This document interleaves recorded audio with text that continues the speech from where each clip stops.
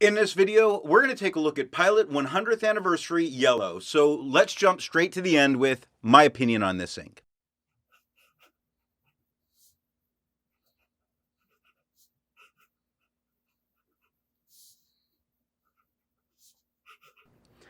I have come to enjoy yellow inks.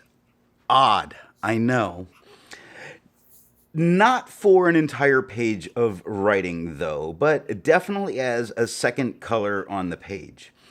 I find that it's really good there because what it does for me is it gives me notes to see, but that don't draw attention off of my main notes. So when I have something I want to kind of insert, but don't want to detract from what's already written there, and it's okay to glance over at times, I really find yellow to be incredibly useful. Plus, the fact that it is not the most common of colors to use means I can use it for pointing out what might be some of the biggest ideas. You can see that it comes up very nicely on the page. It's not horrible to read. I like using this. I'm so happy that at the time I got it, I couldn't get a sample and I had to get a bottle. So I wound up committing to a large bottle, which I was sure was going to be a mistake. But at this point, because I've actually had the bottle a bit, I've gone through about a third of the bottle, which is pretty impressive considering this is yellow. I've enjoyed using it enough to go through that much of it.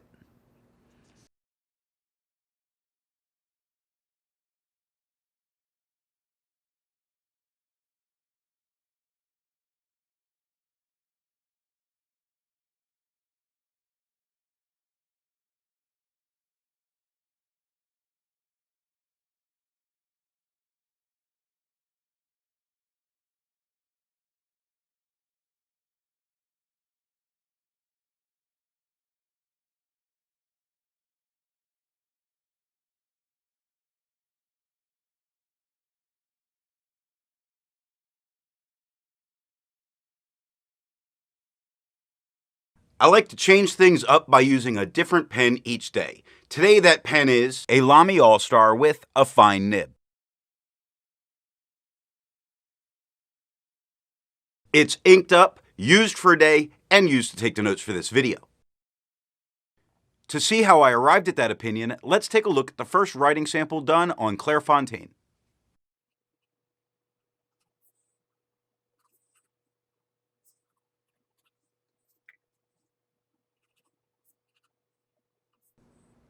Looking at the fine, we see that we get no feathering, we get no spread. We do get some nice shading that comes in. Really looks good with this. It shades towards an orange, which is really cool that some yellows, not a lot of yellows, but some yellows do it.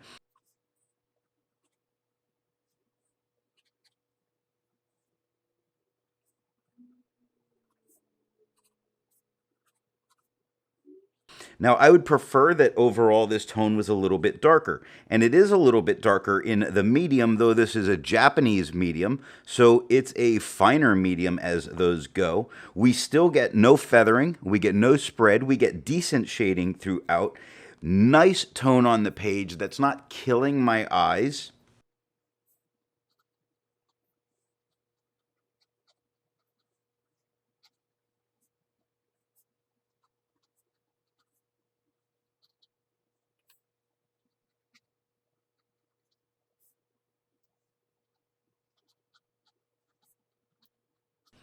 When it gets to the broad, it's certainly much easier to read. Now, that's for two reasons. One, how much thicker the lines are, but two, it's much wetter as a pen, and so that makes it much easier to see. With that, we're still getting a little bit of shading, but not nearly as much. Now, for this, I'm willing to sacrifice the shading for that very to read tone. That broad gave us no feathering and no spread.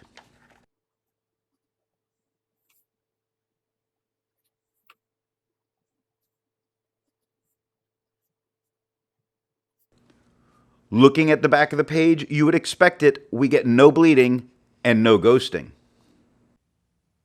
To have a range of experience, all of the writing samples are done with a Nimacine Singularity with a fine nib,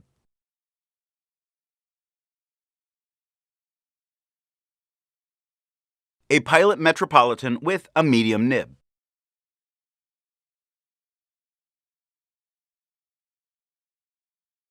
a Diplomat Arrow with a broad nib.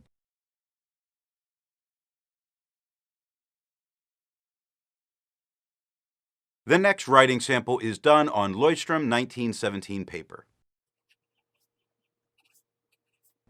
Here we see that the fine is a little bit darker and easier to see with the tone paper than it was with the white paper. This tone paper really helped bring out the color of this ink. It still offers a bit of shading. It's amazing. If you look at the word fortunes as it gets written, you're going to see where it gets to go from lighter to lighter again. Very nice. No feathering, no spread.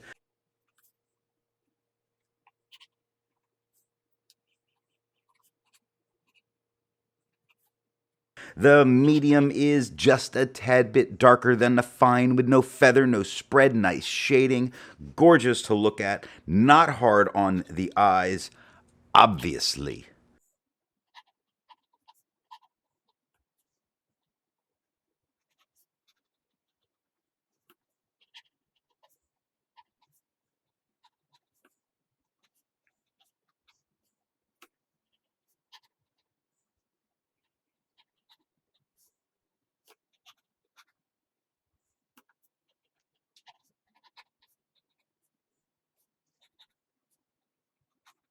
Now, the broad is much easier to read as it was with the Clairfontaine. It has no or no feather, no spread.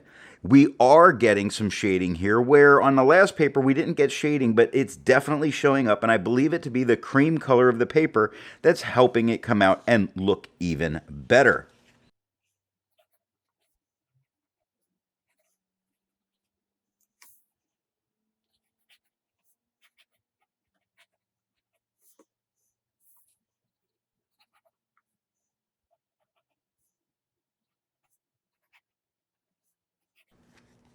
As before, we're getting no bleeding, no ghosting. Outstanding. I agree with Vita. There's a lot to learn by doing multiple chromatographies.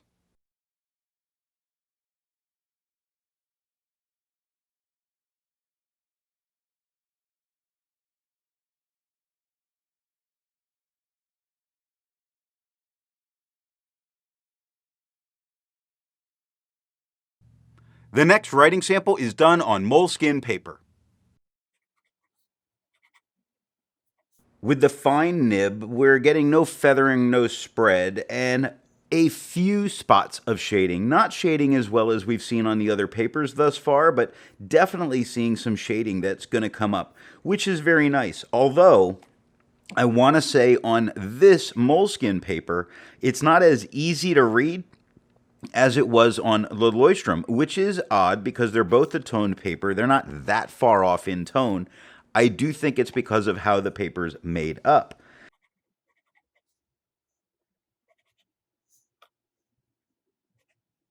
The medium looks exactly like the fine, same tone, no feather, no spread, still getting some decent shading.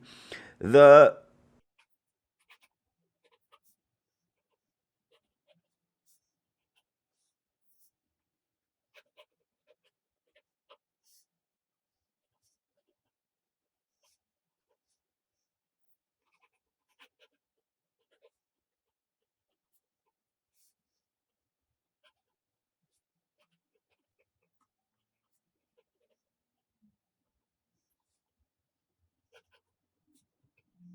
broad is darker than the both of them, although I don't, on this paper, find the broad to be easier or any better to read. It has no feathering and no spread. It's perfectly good performance. The shading is definitely better here than it's been on the other papers.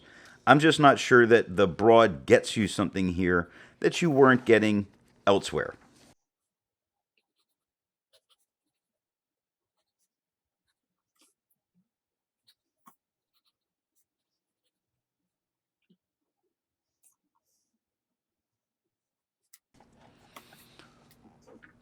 still, with this Moleskine paper, the miracle of no bleeding and no ghosting.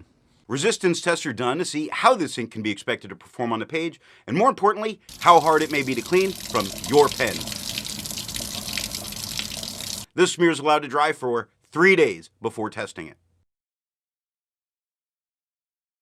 And here we see the results of the resistance test.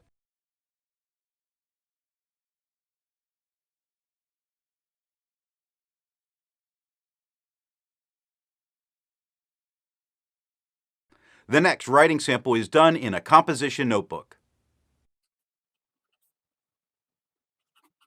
I'm going to at this point warn people, because I'm looking up at the camera, and it is much easier to read on camera than it is in person. Not that in person it's difficult, but the fine is much more orange looking through the camera, and I'm going to try and make sure that is color corrected. Now we're getting no feather, no spread, nice shading.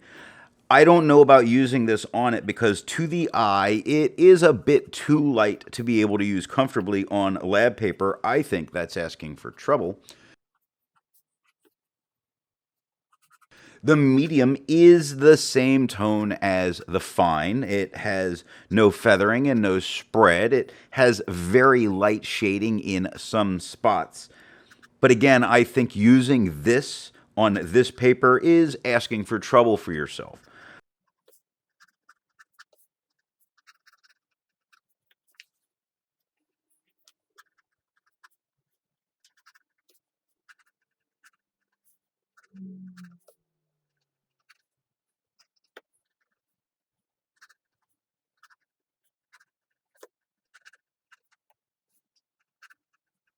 The broad is much easier to read than the fine or the medium were because its tone is significantly darker. While it is significantly darker, I still don't think that's the tone you would want to use. Again, as I look up at the camera, I really do see it being much more orange on camera, and I'm going to try to make sure that that tone is correct for you so that it's not misleading. Now we get no feathering, no spread. We do get some ghosting, so it is performing very well here.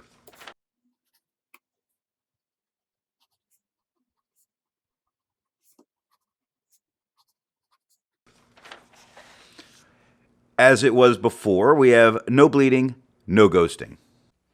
With over 1,000 inks reviewed, let's take a look at some color comparables. Here is Ackerman's number 3. Here is Sailor Kobe number 21. Here is Krishna Freedom Gold.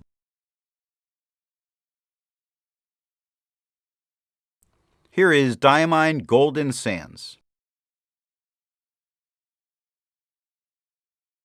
The next writing sample is done in a Mead 5-star notebook.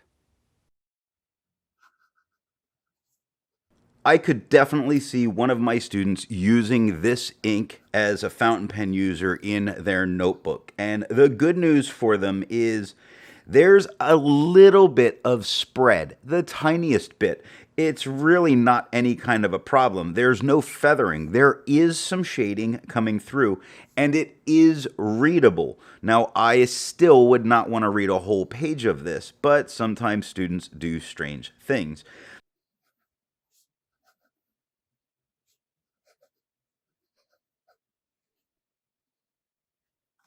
Medium, oddly, is a little bit lighter than the fine, which makes me think that medium is a little bit drier of a pen than the fine was, although that is a dry fine. This medium has no feather, no spread, some light shading, a little bit, not tons, not camouflage shading, but definitely giving us some darker spots throughout the words.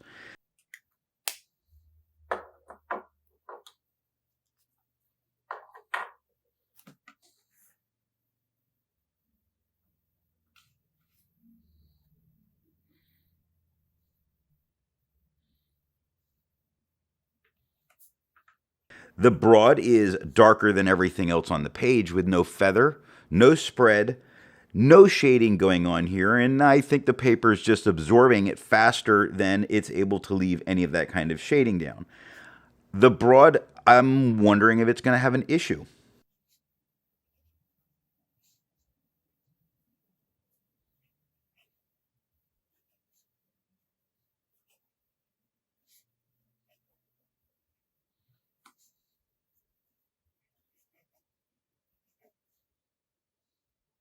To my amazement, that broad, no bleed, no ghost. Now, I'm not surprised about the ghost, but I was kind of expecting no bleed or some bleed, and there's none here.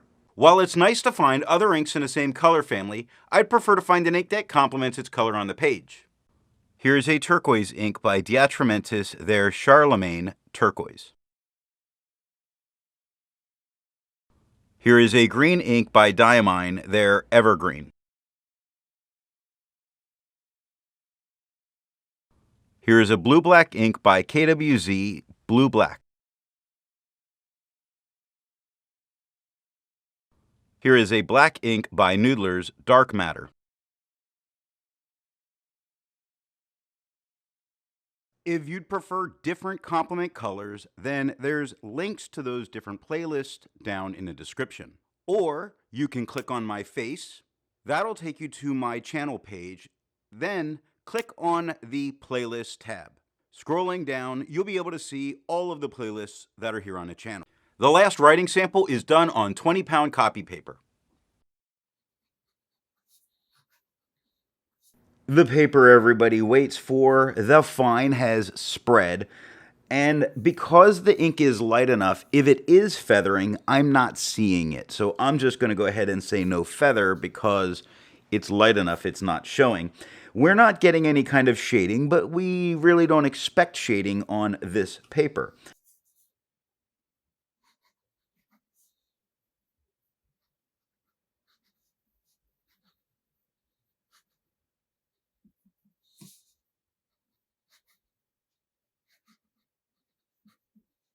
The medium is coming as the same tone as that fine. It has no feathering. I'm not seeing it, so I'm not going to go trying to put my eyeball to the paper to find it. We do have some spread that's going on, but the spread is not unmanageable. So a Japanese fine on this paper with this ink works fantastic. We even get some spots of shading here, which we very rarely get on this type of paper.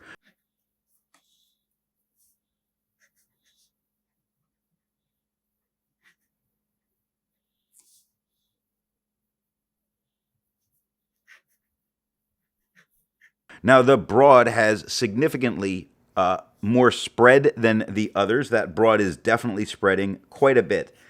It is having some feathering because I can see it in some of the words without having to go out of my way.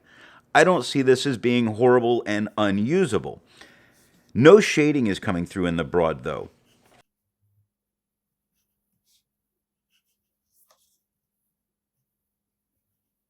Now, when we look at the back of the page, we got no bleed through onto the other side of the paper, but we definitely did get bleed through in the broad where you're seeing it come through, not so much in the medium or the fine, but there, it being a very light ink, is on its side. So what nib and pen do I think is going to give the best writing experience with this ink?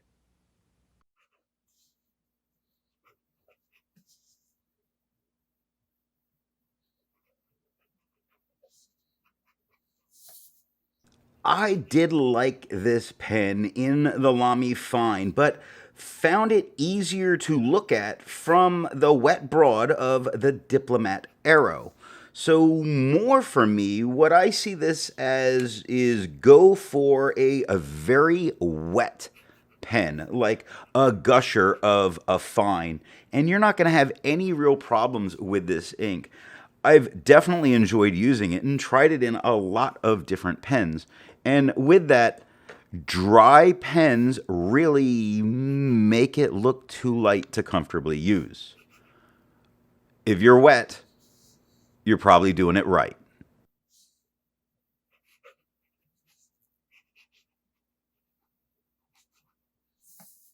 I hope you got something out of this video, and if you want to support the channel, you can over on Patreon. Thanks for watching.